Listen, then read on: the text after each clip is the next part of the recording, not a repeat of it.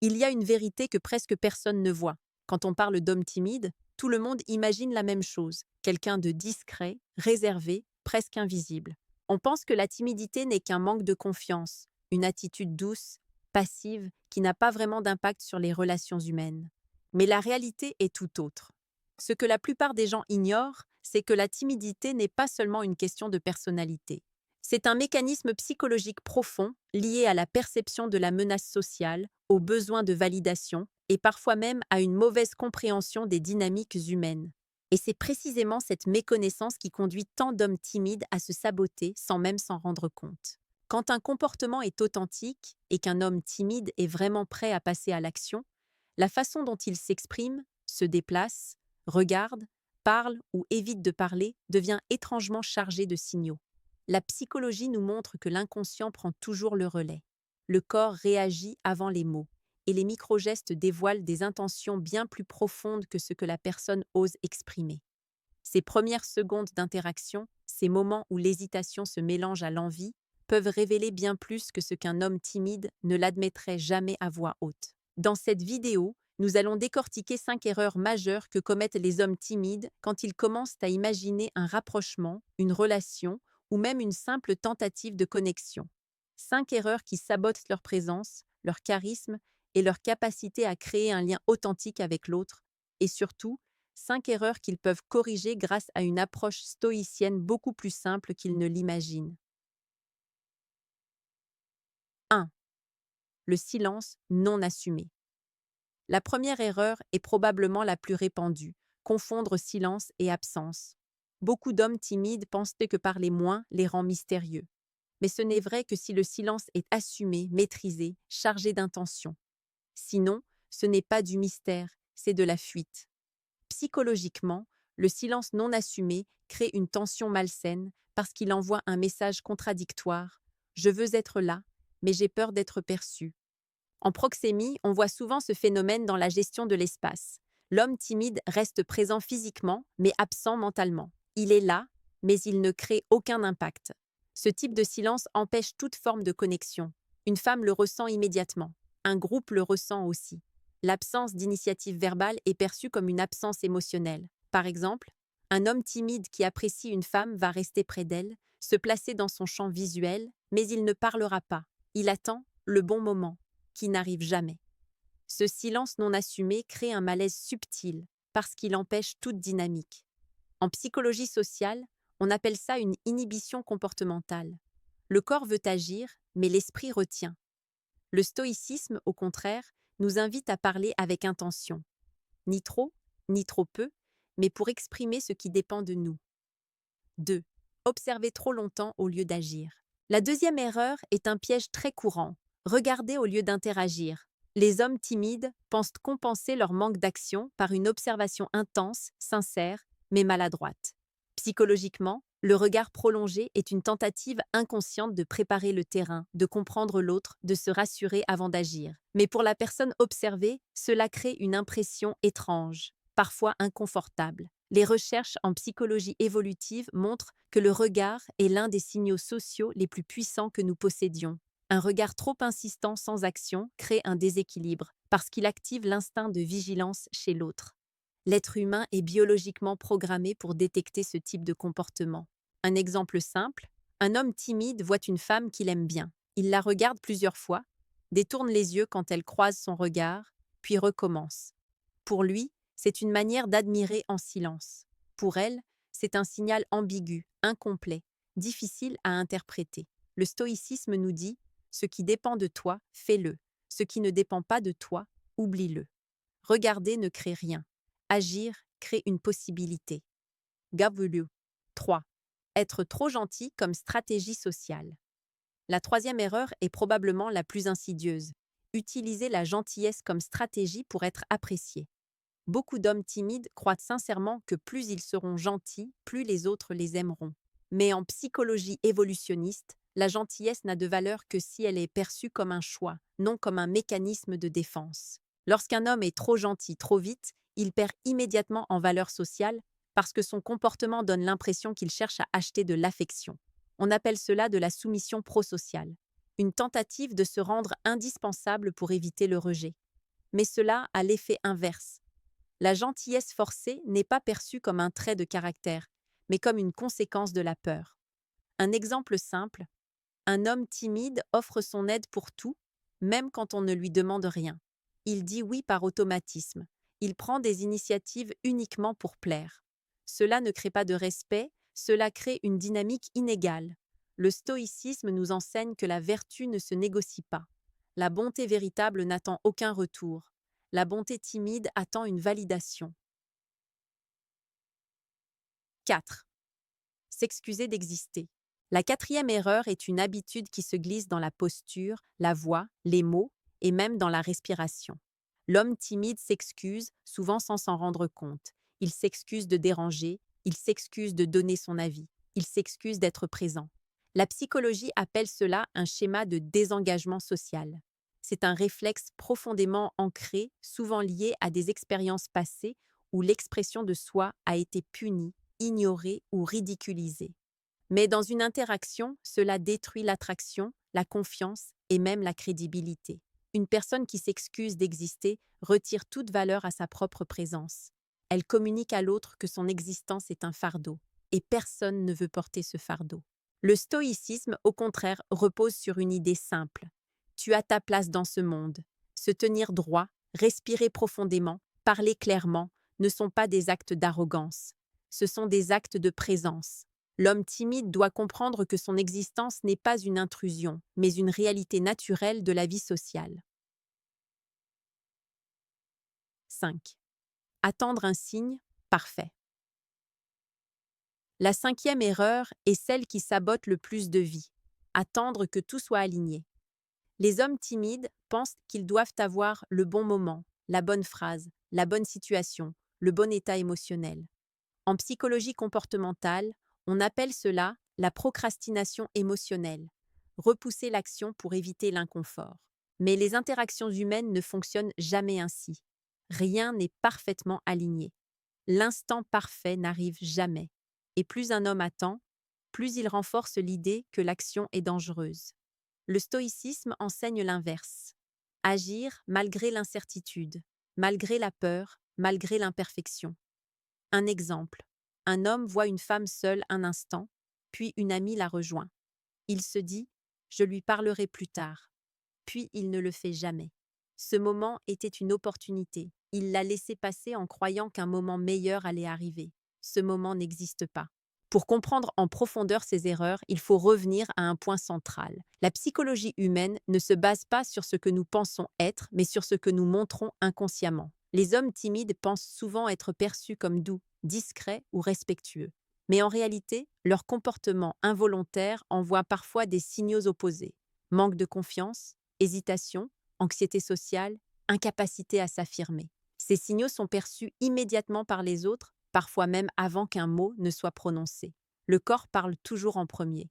Quand un homme timide ressent une attirance ou un intérêt profond, quelque chose change dans sa présence. Même s'il tente de se contrôler, même s'il veut paraître détaché ou neutre, son corps trahit ses émotions. La psychologie du comportement humain montre que le désir, la nervosité ou la projection émotionnelle se manifestent dans des détails minuscules. Une micro-expression, une modification du ton de la voix, un repositionnement du corps, un clignement d'yeux accéléré. Les premières secondes d'une interaction portent souvent plus d'informations que les minutes qui suivent, parce que l'esprit n'a pas encore eu le temps de censurer ou de filtrer. Ce qui est fascinant, c'est que ces erreurs ne sont pas des défauts, mais des signaux mal dirigés. Elles montrent que l'homme timide ressent quelque chose d'important, mais qu'il ne sait pas encore comment l'incarner pleinement. Et c'est précisément là que la philosophie stoïcienne devient un outil précieux. Le stoïcisme enseigne que la maîtrise de soi ne vient pas de l'absence de peur, mais de la capacité à agir malgré elle. Ce n'est pas une question de force brute ou de domination, mais d'alignement intérieur. Dire ce qui doit être dit, faire ce qui doit être fait, sans se laisser diriger par l'émotion. Reprenons maintenant chaque erreur en approfondissant ce qu'elle révèle réellement sous la surface, comment elle influence la perception sociale, et surtout, comment l'homme peut la transformer en force intérieure. 1. Le silence non assumé, la présence invisible. Un silence peut être une arme, mais il peut être aussi une barrière. Lorsqu'un homme timide reste silencieux, Il pense préserver sa dignité ou éviter de faire une erreur. Mais psychologiquement, l'absence de parole est interprétée d'une toute autre manière. La proxémie montre que le silence crée une distance émotionnelle lorsqu'il n'est pas accompagné d'un langage corporel clair. Le silence non assumé signale une hésitation, un manque d'assurance, un désir d'interaction qui n'ose pas se montrer. Le cerveau humain interprète cela comme un manque de leadership social, non pas au sens de dominer un groupe, mais au sens fondamental de prendre sa place dans l'espace et dans l'échange. Un homme silencieux sans intention semble absent, éteint, dissocié. Or, l'un des besoins primaires dans une interaction est la sensation de présence. Une personne peut être silencieuse mais puissante si son silence est contenu, stable, ancré. Mais si ce silence vient de la peur, il trahit l'inconfort. Par exemple, dans une conversation de groupe, l'homme timide écoute, acquiesce, mais ne prend jamais la parole. Il attend qu'on l'invite. Mais cette invitation ne vient pas, car les autres ressentent qu'il se retire lui-même du jeu social. En psychologie sociale, on appelle cela la self-exclusion passive. Une personne se met volontairement en retrait, pensant que cela passera inaperçu. Mais cela envoie un signal d'effacement, que les autres interprètent comme un manque d'intérêt. Et plus il reste silencieux, plus il renforce l'idée qu'il ne veut pas participer. Le stoïcisme propose une approche différente. Parler lorsque c'est utile, jamais pour se justifier, mais pour exister pleinement dans l'instant. Une simple phrase, un avis concis, une question claire suffisent à briser ce cercle. Ce n'est pas le nombre de mots qui compte, mais leur intention. Vioé 2. Observer au lieu d'interagir, l'illusion du contrôle.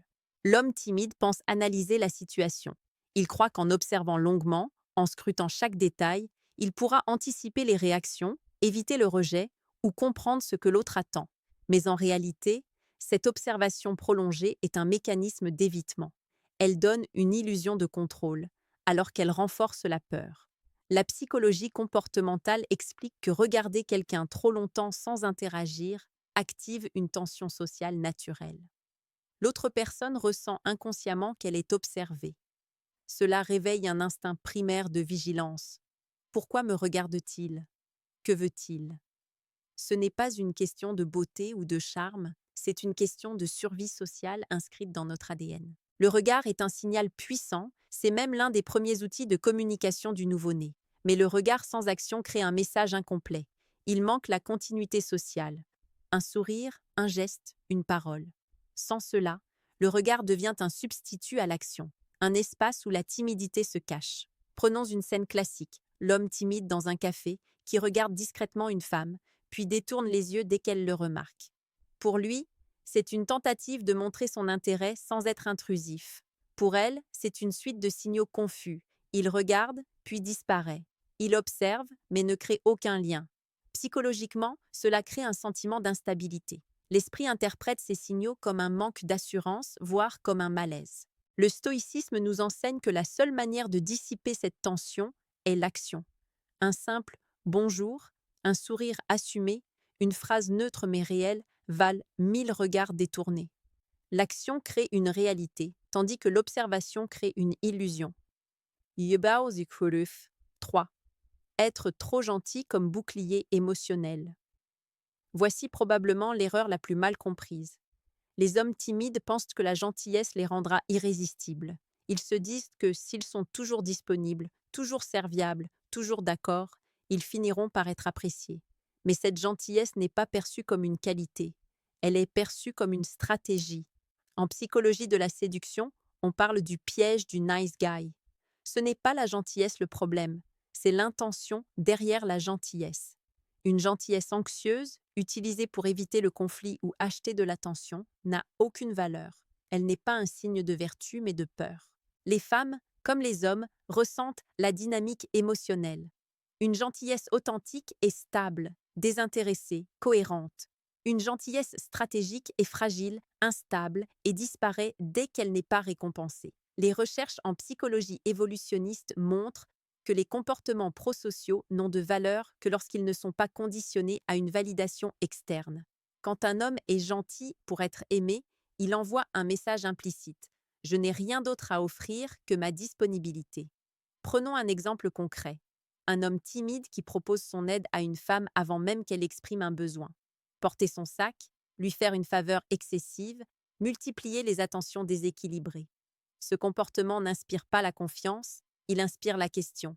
Pourquoi se surinvestit-il autant? Quel est son but? La gentillesse devient suspecte, car elle semble motivée par la peur du rejet. Le stoïcisme rappelle que la vertu ne se montre pas, elle se vit. On n'est pas gentil pour obtenir quelque chose. On est gentil parce que cela correspond à son caractère. Le stoïcisme invite l'homme timide à être bon, mais pas soumis, à aider, mais sans s'annuler, à donner, mais sans supplier une validation en retour. Quatrième, s'excuser d'être présent, l'effacement identitaire. Cette erreur est profondément enracinée chez les hommes timides. Elle ne se manifeste pas seulement dans les mots, mais dans l'ensemble du comportement. La posture, la voix, l'intonation, la manière de se déplacer. Tout devient une forme d'excuse. Ils s'excusent de parler, de déranger, de prendre la parole, d'émettre une opinion.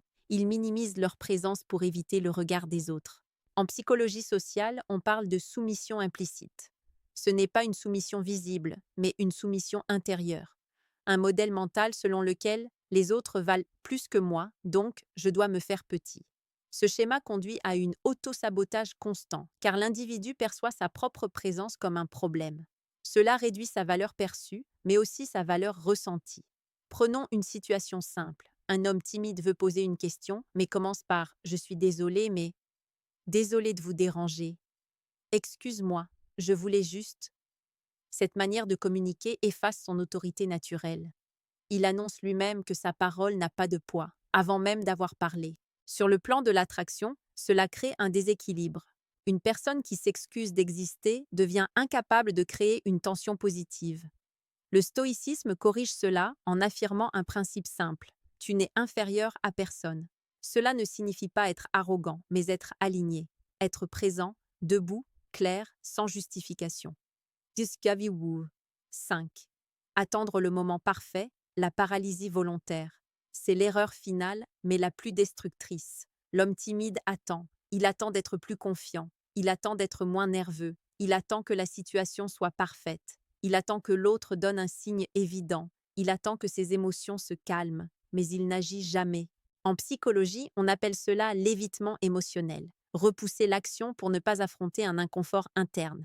Le problème, c'est que l'esprit associe l'action à la peur. Plus un homme attend, plus son cerveau croit que le passage à l'action est dangereux. Cela crée un cercle vicieux où l'attente renforce la timidité et la timidité renforce l'attente. Prenons un exemple classique. Un homme voit une femme seule pendant 1 minute, un moment parfait pour parler.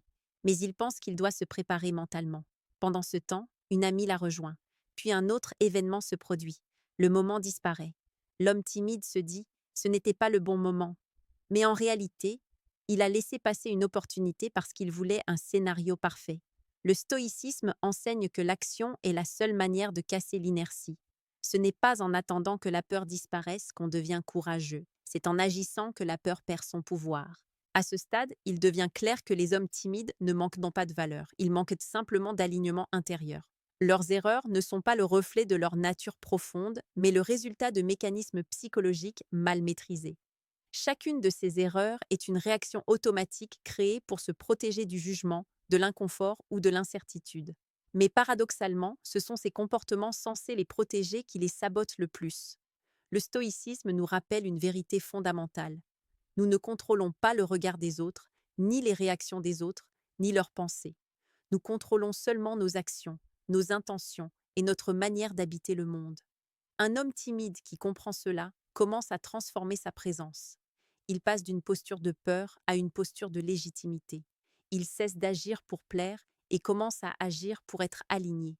Examinons maintenant ce que révèle chaque erreur, comment la transformer et comment l'homme timide peut renaître intérieurement en adoptant une perspective stoïcienne.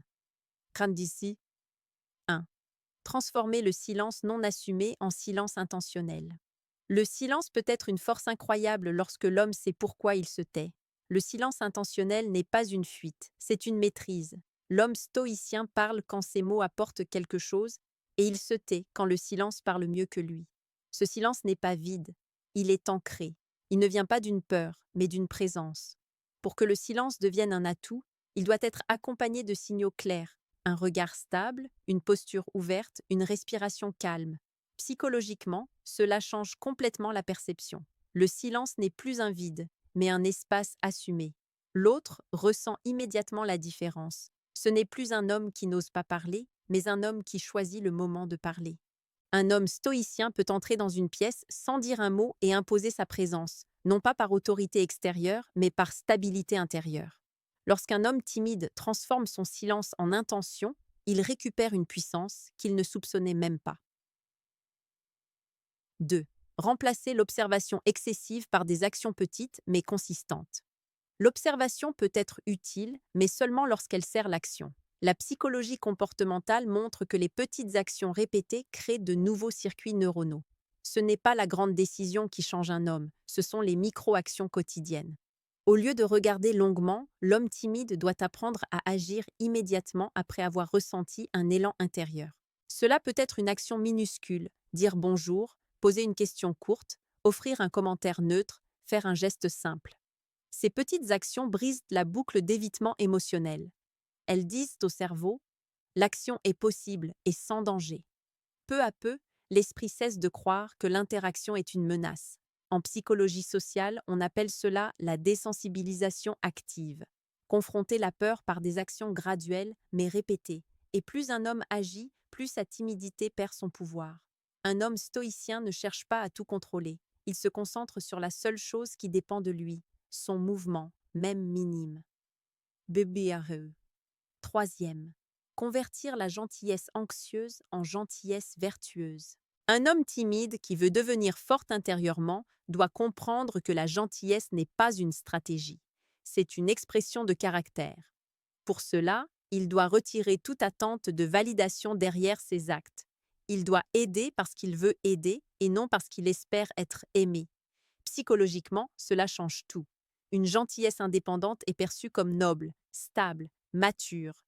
Elle inspire le respect et même l'attraction, car elle montre une force tranquille. La gentillesse devient un choix, pas un refuge. Elle n'est plus un masque, mais un miroir de son intégrité. Les recherches en psychologie évolutionniste montrent que les comportements prosociaux authentiques sont associés à une valeur sociale plus élevée. Les individus qui donnent sans attendre sont perçus comme ayant une stabilité intérieure solide. À l'inverse, ceux qui donnent pour recevoir créent un déséquilibre émotionnel qui finit toujours par se révéler. Le stoïcisme enseigne que la vertu n'a besoin d'aucune reconnaissance. Elle se suffit à elle-même. L'homme timide qui intègre cela cesse d'être un gentil par peur pour devenir un gentil par force. Quatrième, passer de l'excuse inconsciente à la présence assumée. Un homme qui s'excuse d'être là nie sa propre existence. Pour sortir de ce cercle, il doit réaffirmer sa place. Cela commence par des gestes simples. Ralentir ses mouvements, respirer avec amplitude, lever la tête légèrement, se tenir droit. Ce sont des signaux de présence fondamentale. En psychologie non verbale, ces ajustements modifient immédiatement la perception que les autres ont de lui, mais aussi la perception qu'il a de lui-même. Le cerveau influence le corps, mais le corps influence aussi le cerveau. Lorsque l'homme adopte une posture plus solide, son esprit commence à se sentir plus solide. L'homme timide doit sortir du mode « désolé de déranger » pour entrer dans le mode « je suis ici » naturellement et sans justification. Cette présence n'est pas agressive, elle n'est pas arrogante, elle est neutre, stable, évidente. Le stoïcisme rappelle que chaque être humain partage une même dignité. Personne n'a plus de valeur qu'un autre. L'homme timide doit apprendre à incarner cette vérité dans son corps et dans ses mots. 5. Remplacer l'attente parfaite par le courage imparfait. La perfection est l'ennemi de l'action. L'homme timide croit qu'il doit se sentir prêt avant d'agir. Mais la vérité psychologique est simple. L'action crée la préparation, pas l'inverse. C'est l'un des enseignements centraux du stoïcisme. Ne pas attendre de ne plus avoir peur pour agir. Agir malgré la peur. Les chercheurs en psychologie comportementale montrent que l'anticipation est souvent plus angoissante que l'action elle-même. L'esprit imagine des scénarios catastrophiques, alors que la réalité est généralement neutre. En agissant, même imparfaitement, l'homme brise la chaîne de l'attente. Il parle trop vite? Ce n'est pas grave. Il hésite? Ce n'est pas grave. Sa phrase n'est pas parfaite? ce n'est pas grave. L'essentiel, c'est l'action. L'imperfection ouvre la porte à la progression, alors que l'attente ferme toutes les portes. L'homme stoïcien avance même avec son cœur qui bat plus vite, car il sait que la peur ne disparaît que lorsqu'on cesse de lui obéir. La renaissance intérieure de l'homme timide. Lorsque l'homme timide prend conscience de ses erreurs, il commence un processus profond de transformation. Ce n'est pas une transformation spectaculaire ni brutale, c'est une transformation intérieure, silencieuse mais puissante. Il cesse d'être dirigé par ses peurs et commence à être dirigé par ses valeurs. Il comprend que le silence peut être une force, le regard doit conduire à l'action. La gentillesse doit être un choix, non une stratégie. La présence ne nécessite aucune justification. Le courage ne dépend pas de l'émotion, mais de la décision. Cette transformation crée une nouvelle manière d'exister. L'homme timide devient un homme ancré, stable, lucide.